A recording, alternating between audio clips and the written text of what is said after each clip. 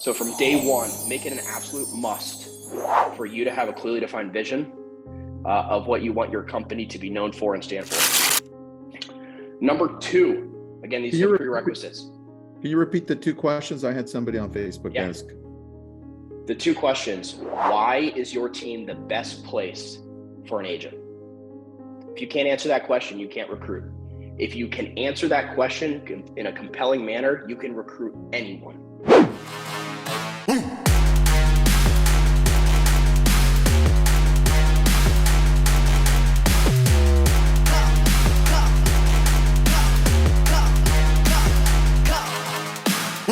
Because the management and transparency is what's very important. So once you submit a referral, you're going to have your own Home Advantage account, and it's going to tell you where everything sits. So if you have 10 referrals that you've sent into the network, it's going to give you all 10 referrals. It's going to tell you every milestone that that client is sitting in, whether they're touring homes, whether they're in escrow. And you now can manage through the Home Advantage application as far as what your pipeline looks like for the referrals that you've sent. And so it's pretty sophisticated, and it's all click of a button, guys. All right, I'll take a look when we're live on Facebook. Robert, where are you joining us from today, man? I live in Miami. Nice. Is that like a baseball training room, or what is this? It's my office. It's awesome. Yeah, actually, we'll get into that a little bit today, but I played ball. So we're talking about teams. Teams span everything from business to athletics to, whatever endeavor you're in. So I'm going to draw some parallels between real estate and baseball and some of my experiences. I love it, man. Having a high performance team is everyone's dream when they start a team, but on the way to making it happen, a lot of people fail. And I think that the scary part is a lot of teams also don't make money. And we've seen that as well. So you talk about habits, you talk about the right processes and systems. Tell me, when we're looking at a high performance team, what stands out for you when you want to have success with a team overall? All right, so this is like super timely because I actually just finished up writing a whole productivity manual, reading studies from all different bodies of literature, figuring out what exactly drives productivity, and wrote a 15-page document, which basically serves as the foundation for everything we do in our organization. So I'm going to be sharing 6 of those points with you guys today. Now, this is applicable for leadership as well as for agents. So it should be from top to bottom. Actually, after all, if your culture has to be consistent from the very top to the very bottom. So everything I say today will be particularly oriented to leadership because that's where it has to begin. But it should be equally applicable to any agents that are part of your team. All right, so let's dive in. So it's not going to be focused necessarily on the mechanics of productivity, but more so the prerequisites. In my opinion, one of the biggest mistakes people make is they start trying to build the engine without ever devising a plan, without ever studying the physics that need to be in place in order for that engine to work. So we're going to dive into those prerequisites. Starting with number 1 is a clearly defined vision. There's a 2-year-long Deloitte study that found that there was no single larger factor on performance than having clearly defined goals. And one of the biggest gaps we see is that people can't, definitively articulate their vision, where they're trying to get, and what their company stands for. So if you want to have an effective and productive team, you have to start with exactly what you want that team to be and sit down and define that. So at the very least, you need to be able to answer these 2 questions. And if anyone were to ask you these questions, you need to be able to recite your answer from memory. So the first one is, why is your team the best place for an agent? It's the foundation of your whole business. Remember, if we're operating teams, your immediate client is the agent, not the end consumer, whether they're buying or selling a house. So your first objective is, how well are you serving that agent population? And then vice versa, why would that agent want to be a part of your team? And I'd be happy just to share that response from our organization. Yeah, please do. Let me go ahead and share my screen. All right. So here is the answer that we have. So you have an example here. So Lucido Global is on a mission to build an epic business that makes an epic impact on the lives of our agents and their families. There is no organization that offers more value to its partners. Our partners maintain full autonomy of their business, significantly lower their fixed expenses, and enjoy the most lucrative compensation plan on the market. Meanwhile, agents on those teams gain access to proprietary tech, industry-leading ISA, full marketing support, systematic training, and $1 billion brand to increase productivity, recruiting, and retention. We are determined to be on the forefront of innovation and continuously empower our team members with the strongest competitive edge to thrive in any market. So that's the answer for our company. So now you have to sit down and be able to write down that answer, really think on it. I spent about probably an hour writing that simple paragraph, refining it, making it as concise as possible. So I challenge you guys to do the same. The second question is, how do you and your company make your people fulfilled, or at least help your people find fulfillment? Business is just a means to an end. Someone is joining your team in order to earn a living, in order for them to achieve a certain lifestyle that they want to create, or experiences they want to have, a legacy they want to leave. So you need to figure out how you help those people find that fulfillment. And the more you help your agents become fulfilled, the more successful you'll be. So first, start with a clearly defined vision. I said I would share some anecdotes from my baseball days. One of the things that stuck out, in the hoopla of getting drafted, reporting for spring training, or, reporting for minicamp, the first thing we did was go through our physicals. And once we got cleared, we didn't go out to the fields. They sat us down and gave us a one-page document that we had to take an hour to reflect on, to figure out what we wanted our career to look like, what we wanted to be known for, and how we were going to architect what was essentially a business plan for our playing career. So before we even stepped on the field, every player in the organization had their business plan. Now, what's even more profound about that is the fact that, we had English-speaking players, Spanish-speaking players, Japanese, Korean. In fact, we even had illiterate players. I remember, so I used to translate for our Spanish-speaking players, and I remember one player from Venezuela came up to me, asked for my help reading and interpreting a document. And I was like, yeah, absolutely. I do it all the time. So I didn't even think of it. And he handed me the document, and I didn't even connect the dots at first. It was in Spanish. And I turned it back to him, and in Spanish, I said, hey, bro, this is in Spanish. And he was like, I know. He couldn't read.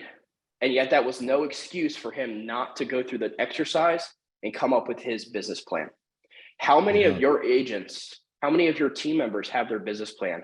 And do they have their business plan from day one? Or are you letting it drag out to 6 months down the road until they're not achieving their goals, not achieving the income they want, and then you're going to try to retroactively correct that?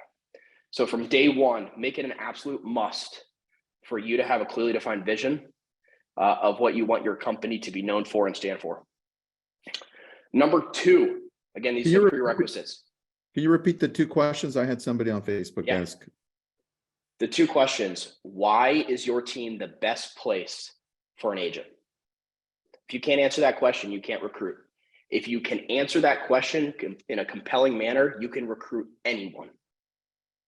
I have a friend down here. He leads a successful company. He's partners with Gary Vee. He has several friends that have walked into VC firms with a pre-revenue company. It was an idea, a concept, and they've walked out with $100 million in funding. If you can walk into a room and convince someone that you're going to be successful with zero proof of concept, you can achieve anything. So be able to answer that question. That's number one. Number two is, how do you and your company make people fulfilled? That could be your agents, your employees, your contractors, or it could be your clients. Good ones, man. By the way, your friend, is that Alejandro? It is. I figured, right. man. I'm like, wait a second. That sounds like Alejandro. This is good. Yeah, right. That's awesome. I forgot. Yeah. He loved doing that interview with you. All right. Number two is define your corporate structure. This seems pretty simple, but it's overlooked all the time with real estate businesses. After all, people start with a single solo agent business and they decide they want to have a team and they just try to grow it and have as much success as possible. They operate as a team, not truly as a business. And so once they achieve success, they become a victim of their own success. So I challenge everyone to, whether you have 2 people on your team or 200, whether you have, employees, contractors, agents, you have to have a sound corporate structure, because ambiguity has to be unacceptable. Ambiguous corporate structures create infighting, crossing wires, and a significant loss in productivity. Do you want to spend more time focused on solving problems and executing deals, or dealing? Lost your audio.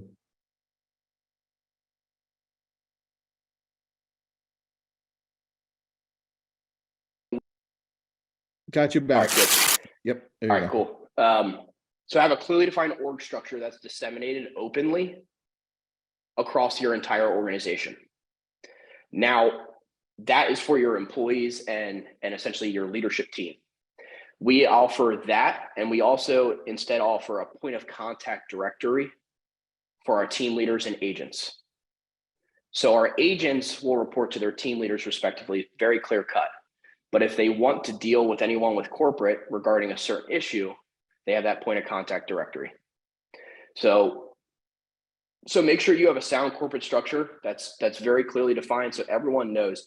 If you don't have a clearly defined chain of command, in place, it's going to create several issues, many issues, and it's going to basically undermine your leaders and your mid-level managers' ability to effectively lead the people under them, because they're going to go to other people, they're going to skip over your head, you're going to get undermined, it's not going to follow the chain of command. So make sure you have a clear org structure and have chain of command defined. That's a really Number three. Reminds me of when you had Jocko in Orlando. He said the exact same thing. So yeah. Yeah, if you read Extreme Ownership, it talks all about how you have to have that chain of command and how that actually worked. He was able to, it's a great reference, he was able to decentralize command. He was able to empower his lieutenants, his mid-level managers to make decisions on the battlefield because the chain of command was in place. If the chain of command's not in place, it's very hard to give people that latitude, because it's going to be in a complete anarchy. So have that in place. It actually creates more freedom by having the discipline in place first. Okay, number three is you got to nail your goal setting and your business planning.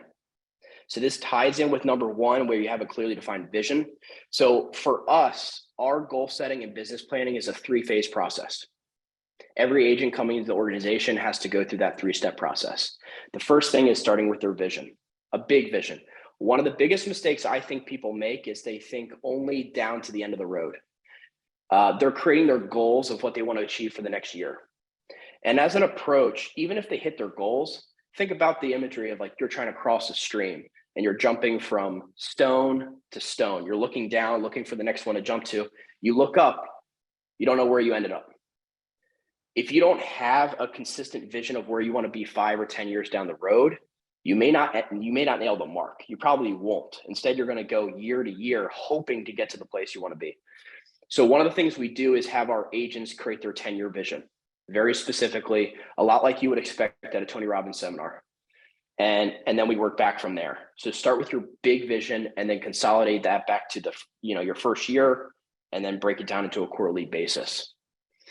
After you have that vision in place, we then take a data-driven waterfall approach. So if we have them quantify their dream life, how much money do they need to have in order to, make all these things a reality? We have them go through a full exercise on that, their cost of living and so forth, and they get their Thrive number. Their Thrive number is what they need to earn over the next 10 years to make all of their dreams a reality.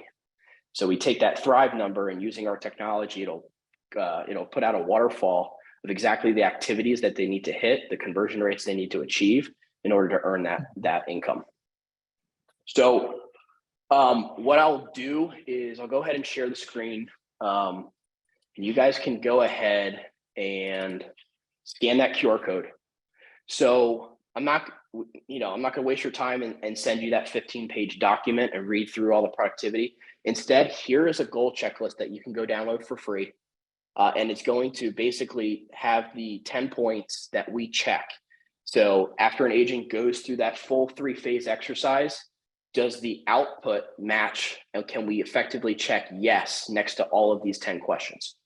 So go ahead, you can scan that QR code, download that.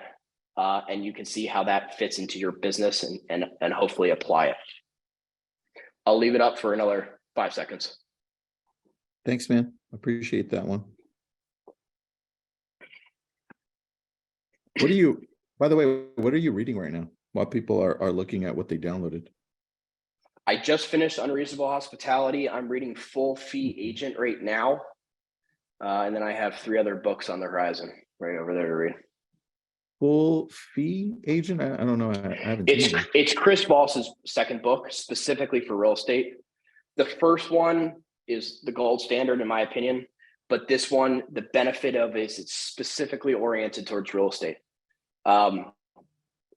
Never Split the Difference is in my top 5 books. It affects everything we do. Everything in life is a negotiation. So if you can effectively negotiate, you can effectively communicate.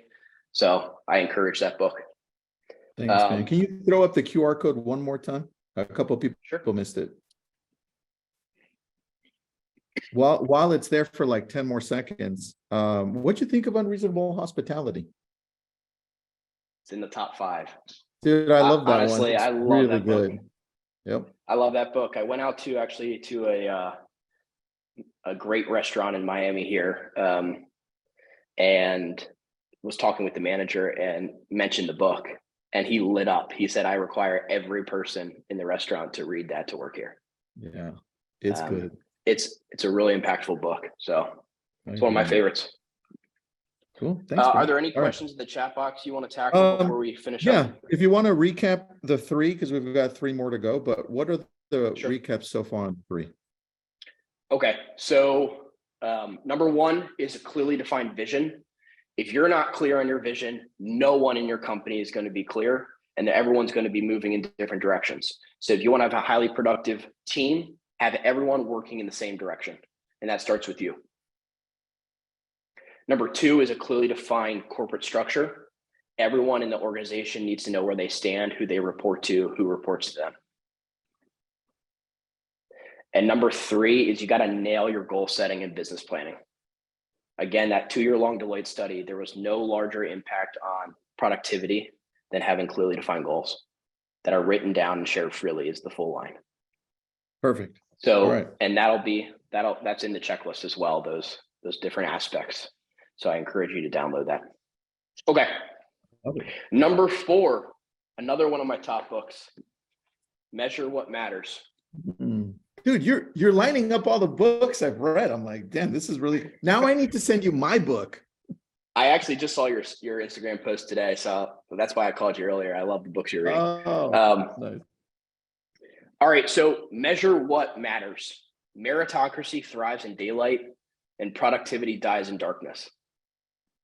So what this means is whatever you devise, your vision, you create your business plan for the company. The next step is to figure out how you are going to track each aspect, how you're going to quantify your progress. And then that needs to be shared transparently and visibly. So whatever metrics you're using to assess someone's performance, that has to be tracked and shared freely. And the reason why is you can't effectively manage something that's not measured, but also it's because self-accountability is the optimal form. External accountability will only get you so far. You can only use the whip so much before someone just says, peace out. Yep. By having transparent reporting that updates in real time across the board, people will hold themselves accountable to a greater extent because they know their performance. This is something that we've implemented and built out with our technology where an agent can see how they stack up, not just, in their own little silo, but against their peers on the team, against what the average is. So they have all these different measures to assess where they stand because they may feel pretty good right now that their business is up 1 unit. Meanwhile, the average is up 5 and there's peers that are stacking up that are up 10 to 15. So relative measures is also very important and a key driver of productivity. So make sure you share these metrics as openly as possible and as appropriate. Of course, we don't share financial income information, but you can essentially share productivity, conversion rates, and so forth. So I have 3 examples, 2 from baseball, 1 from real estate, of this number 4. Okay. The first one is that everything every metric in baseball when I was playing was shared freely and openly.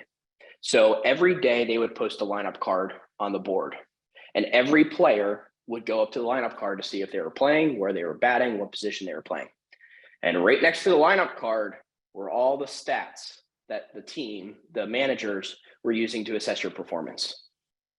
There was no quabbles. There was nothing hidden. If you wanted to play, you had to justify that you were in the top 9. And if you weren't playing, you had to do something to convince that team that you were a better choice. Every single day that was posted. The next thing is you set clear standards from the outset. One example is that you set your business plan from day one. That is a standard that you set. They had us do that with that exercise. Another thing was that you were never late. Very simple, but everything starts there. During spring training, team stretch started at 9. You would have early workout before that. We would report at 6:30. So we had a full 2-3 hours of exercise already completed before the team would meet for team stretch, which was 45 minutes starting at 9 a.m. And I always prided myself on being the first one there, last one to leave. Never wanted to do anything that would take me out of the lineup because I didn't have that luxury. I was late one time for stretch. Whoa. I was late one time because I was getting physical therapy, and I was required to complete my PT work before I was allowed to go out in the field. Okay. The PT was late. So I was 4 minutes late for team stretch, and I thought I was going to get away with it because after all, it was the physical therapist's fault, right? Yeah. They didn't care. The standard was if you weren't there by 8:59, you were late. They never said anything. They didn't ream me out. They didn't call me out. They didn't blow me up on the spot. Instead, we went out for team stretch. We then had a 2-hour practice. We came back in at noon for everyone to have lunch before we go play a 3-hour game. Everyone came in, went into the dining hall, had their lunch, cooled off in the AC. Instead, our strength coach was waiting there with 100 pounds on a sled and a 100-pound weight vest. And I pushed a sled up and down a football field for the entire lunch. And then I had to go out and play. I was never late again. I was never late again. So good. So good. So they set a clear standard, and they have, the repercussions in place where it's not punitive. It's just a standard. And if you're late, here's the repercussion. And as a result, we have calls all throughout the week, all throughout the day. And invariably, people are always late for our calls. Dude. You can make of that what you want. On the teams I were on, we had people all across different spectrums. I talked about, the literacy spectrum. I talked about, their priorities, if they were out late, partying at night, whatever they were doing. We had a very diverse crew. No one was late. No one was late. All right, last thing is an example from real estate.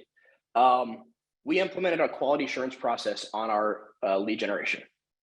And when we implemented that process, what that means is we track every opportunity, post opportunity met, for up to 4 months. We have a whole department that's reaching out to clients, filing reports, updating these reports. And we share these reports every Monday with our team leaders and director of sales across the organization. Every single Monday, there's a huge effort that goes into this, to doing it on a recurring basis every Monday. Okay. But it's been worth it. We implemented this in Q3 of last year. And our compliance rate, in other words, we have a whole list of SOPs, and it's either a pass fail. Our compliance rate on these opportunities has increased 271% since implementing that measures, simply for us to be able to provide clearly defined reports, openly share them. What's out of sight, out of mind. It's in front of them. They're managing to it. And as a result, we basically quadrupled our compliance rates on these leads. We're always striving for 100, and we're approaching 100%. Dude, that's amazing. It makes an incredible impact. Let me tell you this. You won't believe how many deals you are losing right now. Leads that you paid for, nurtured, converted, provided to agents. You would not be able to sleep at night if you knew how many deals your agents are costing you by not following up, or not following great SOPs, or not pushing for the close. Like, You really need to sit down, measure, do analysis of this and figure out where your gaps are. And you can only effectively do that by having these measures in place. For example, I'll share one thing. We found that one of the biggest ways we could increase performance was that when we get a client on the phone with an agent, one of the biggest mistakes our agents were making were not pushing for the face-to-face. Oh, I'll send you a property alert. Let me know if you see anything. Yeah. By tracking, by analyzing our calls, we were able to find these metrics, implement an SOP, manage to it. And as a result, our conversion rate to face-to-face appointments and then closing rate has gone up significantly, simply for that 1 millimeter shift in mentality, because agents were being too tentative trying to close. All right, number 5 is now you have all this in place. You need to understand the difference between onboarding and integration. So too many teams miss the mark in the fact that they're so happy to get an agent on board. They're just going to onboard them, set up their email, transfer their license, wish them the best of luck. If you want to have a highly productive team, you need to have the onboarding that does all the logistics elements. And then you need to have essentially a launch department that does all the integration. Integration means getting your agents on your systems, engaged at a high level, driving them to key milestones, and helping them get into production as quickly as possible. I've shared this with you before, Tristan, but one of the biggest influences on how we have approached onboarding is that when Facebook was scaling their business, they found that if they could get a new user to add 7 friends in their first 10 days, they would retain them as an active user. So as a result, they changed their entire onboarding and integration process so that in the first 10 days, they are going to cram down your throat as many friend suggestions as you can get. Now with AI, they actually analyze photos. And so they'll actually suggest friends off of analyzing photos and cross-referencing. The stuff that they do just to get you to add friends has no direct monetary value to them, but they know in the long term that's a key determinant. So as a result, when you set up a new Facebook account, the first thing they would have you do is add friends. So they're going to suggest like 10 people to you. Then they're going to have you find friends so you can sync your phone contacts, whatever, your Google contacts, so they can suggest another 10 or another 20 people to you. And then only after that do they let you set up your profile. It sounds completely asinine, the fact that you would be sending friend requests without even a profile set up. But they were not going to let anything stand in the way of you getting to 7 friends. What is your 7 friends for your real estate agents? What do they have to achieve in order to get to the next milestone, And that's not just production. There's a whole world of things that goes into getting them to their first transaction. And if your only North Star is to just, hey, do as best as you can, lead gen, call some people, it's not going to cut it. You're going to be an average team at best. So figure out what your aha moments are, those 7 friends, and then manage it to that in the first 100 days. So one of the things we do for all the teams across our organization, we built out a whole integration department. We put every agent through a 5-day jumpstart program. It's all systematized through our learning management system we built called Lucrative University. So this has been a key initiative. We've invested a ton of time and resources into it. We've hired for it. So I encourage you guys not to overlook the way in which you integrate agents onto your team. Dude, and that on that is so important, not just for teams like what you're talking about, but all across. It's like our clients. How are we onboarding our clients, right? And for you and I talked about this, but all of these tech companies out there that are real estate tech companies, their onboarding is garbage, right?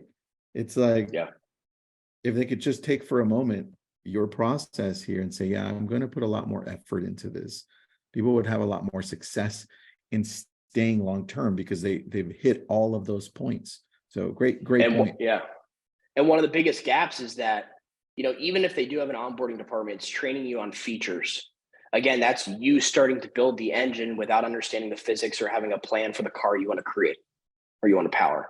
So a key element and why we're spending so much time on this today, like it doesn't directly tie into tech, but it does, because you should have all these things in place in terms of your mentality, because tech is just an enabler. And that brings us exactly to point number 6, which is you need to identify the pieces of technology that will help you facilitate, enhance, and streamline your business.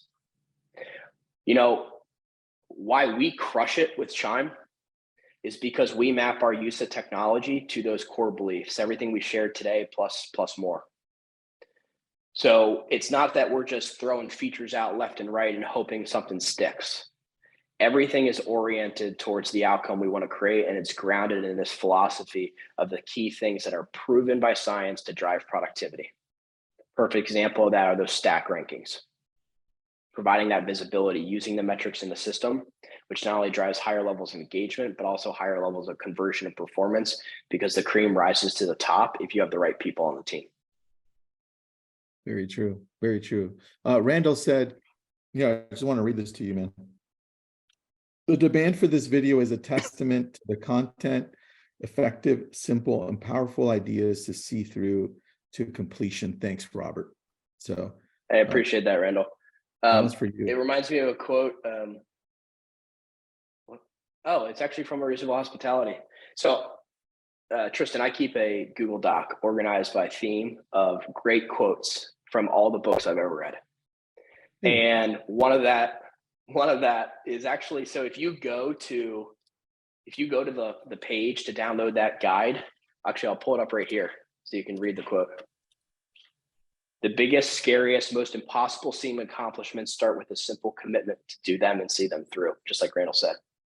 I thought that was pretty powerful. Like the craziest ideas, the most, irrational notions. Like I was on a call this morning talking about, a lot of times people try to create a product for the demand in the marketplace. But what really drives our economy is innovation, creating products that generate the demand, like the iPhone. There was no demand for an iPhone before Steve Jobs and Apple created it. But by creating an incredible product, created a massive amount of demand for a product that had never been conceived before. True. So very true, man. Very good point. By the way, I downloaded the checklist too, so I'm taking a look at it right now. This is great stuff. Everyone, please download that. Download that. If you could do me a favor, Robert, put up the QR code one more time, because I know people missed it and they're going to need it. You got it. This is really good. Frederickson, I need his process or his ops director's contact information. That is so funny. You can reach out to me, Sarah. How do people get a hold of you, man? I'll put it in the chat box. And while you're doing that, when you're looking at adding a piece of technology, and I'll end with this one, but when you're looking to add a piece of technology, what are the things that you're looking for specifically? Because a lot of people get distracted with so much out there. Okay, so we're actually in the process of auditing right now. So again, everything's oriented towards outcome. We have very clearly defined OKRs, which if you read Measure What Matters, you'll know what they are. Mm-hmm.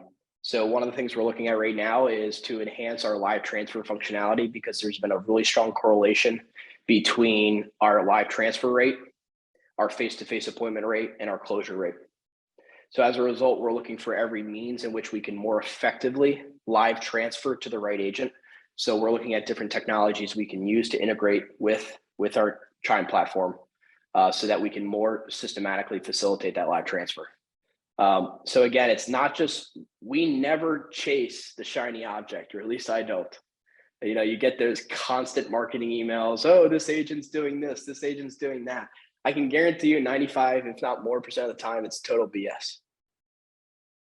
You need to have very clear-minded focus on what you're trying to create, and then look for the technology solutions to help you fulfill that, rather than just trying to find the shiniest piece of technology and finding a way to fit into your business. The average brokerage has about 12 different pieces of software in their operation. I can tell you, if you're trying to push 12 different pieces of technology, you're not running an integrated business, and your engagement levels are at the floor. So it's not about the number of pieces of technology, it's about having the right ones in place. So, and like you said earlier, someone that can help integrate them correctly, right? So Absolutely. It's the biggest gap right now. Most teams don't have that person that either has the skill set or the interest to really dive into the implementation element. It's just about getting the piece of technology to check a box. If you master that implementation aspect, you will outperform your competition. It's just flat out, because the competition is just checking a box. They're just shelling money out to buy leads with no minds paid to actually getting them closed to generating revenue. All right. I like that, man. I just took a picture of my notes because somebody saw me writing. I was like, yeah, I'll send them to you, but they're all on the QR code. So I'll send you the QR code too. Anyway. All right. Thank you so much for doing this. By the way, if you missed his email, Robert Lucido at lucidoglobal.com. And yes, they're hiring. So hit them up for that too. If you can't figure this out on your own, they'll be happy to bring you on. They're a thriving group and great people. And Robert's a good friend of mine. I can tell you, he cares. So it makes a difference. That's why I love having him on here, always bringing value too. And yes, this is brought to you by Chime. Any questions you have about Chime, just let us know as well. Jake's been putting up that link as well. So the checklist link, I didn't see it. Nicole, it was a QR code. So Robert, Here you is want to pop? there's the link as well. If you didn't get the QR code, lucidocareers.com/goal setting. So I appreciate it, man. Last thing, lucrative. Tell me about raise your bottom line really quick, just because you're wearing the shirt. I want to know. Really fast is that there hasn't been any partnership or any piece of technology that's helped our business more than Chime. We started working with them about 3 years ago, and we've gone through an evolution. Basically, the Chime platform is so powerful that you can more or less build whatever you want on top of it at a high level. And so we built so many different functionalities and workflows on Chime that we essentially generate our own product. And so we've branded that in conjunction with Chime. It's lucrative. So it's basically a souped up version of an already great platform because of all the things that we've built in this implementation stuff. Everything I shared with you guys today is exactly how we've gone from complete abysmal results on Boomtown to crushing it on Chime's technology. I love it. Thanks, bro. I appreciate it, man. I Awesome. love talking to you all the time. So thanks for Anytime. All right, guys. Thank you. Thanks, everyone.